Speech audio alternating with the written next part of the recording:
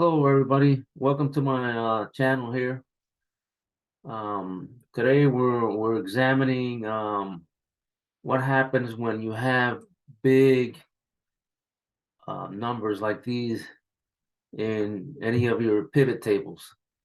Um, in the case that I was working with, that this was a trouble, is because this was being uploaded into an accounting system, and it wouldn't accept these long numbers like that. So I found out that there's a way of being able to do a calculated field in a pivot table and using it instead of just going through the main way of people usually do. They usually go and do something like this. Um,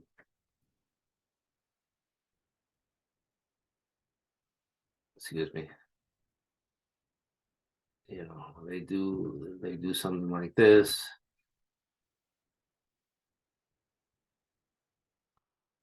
And then that number is small. But that really is not a good solution. So let me show you how to work this. So you go to pivot tables, you go to item fields, you go to calculate it, and you name it, then whatever your name. So in my case, I'm gonna write round net.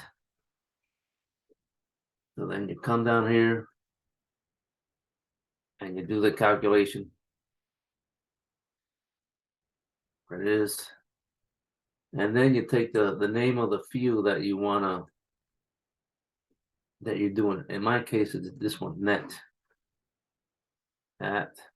And then I say okay. And there it is.